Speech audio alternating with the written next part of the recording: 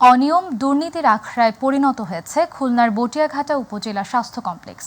নানান সমস্যায় জর্জরিত হয়ে পড়েছে স্বাস্থ্যসেবা, ভোগান্তিতে পড়েছে সাধারণ মানুষ।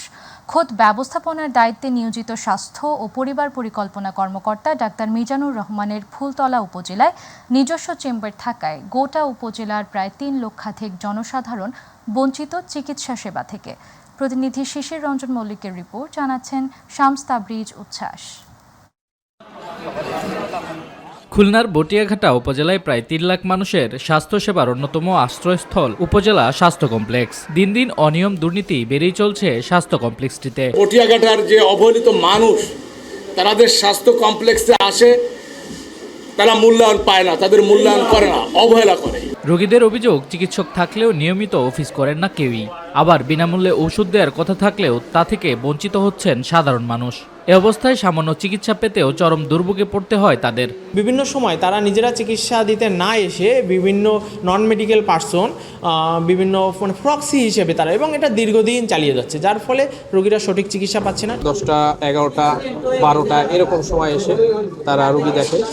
তো এই সময়ের মধ্যে দেখা যাচ্ছে কি অতিরিক্ত রোগী ওখানে জড়ো হয়ে যায়। লিস্ট দিয়ে টাকা খায় এবং এই অ্যাম্বুলেন্সটা সে তার নিজের ব্যক্তিগত কাজে লাগায়। হাসপাতালের কোনো রোগী আসলে তাকে ট্রান্সফার করে পাঠিয়ে দেওয়া হয় খুলনা মেডিকেলে। সাধারণ রোগীদের জন্য হাসপাতালের সরকারি অ্যাম্বুলেন্সও ব্যবহার করতে দেন না দায়িত্বে থাকা কর্মকর্তা। এছাড়া রোগীদের বিভিন্ন টেস্টের জন্য পাঠানো হয় বেসরকারি হাসপাতালে, ফলে বেশি টাকা দিয়ে পরীক্ষা করতে হচ্ছে রোগী ও স্বজনদের। ৩ লক্ষাধিক জনসাধারণ চিকিৎসা সেবা থেকে ব্যাহত। এখানে কোনো রুগী নিয়ে গেলে রেফার করে দেয় সাথে সাথে গেটেরতেই। টেস্টগুলো আমাদের বটাঘাটা হসপিটালে হয়, কিন্তু মিজান সাহেব আমাদের ওই উপসময়ে পাঠাইছে। সেখানে আমি কোনো ট্রিটমেন্ট পাই নাই এবং ওরা যাওয়ার সঙ্গে সঙ্গে আমাকে 250 বেডে পাঠাই দেওয়া হয়েছে। বটিয়াঘাটা উপজেলা স্বাস্থ্য কর্মকর্তা মিজানুর রহমানের নামেও রয়েছে নানা অনিয়ম। তবে অভিযোগের বিষয়ে তার সাথে যোগাযোগ করা হলে ক্যামেরার সামনে কথা বলতে রাজি হননি তিনি।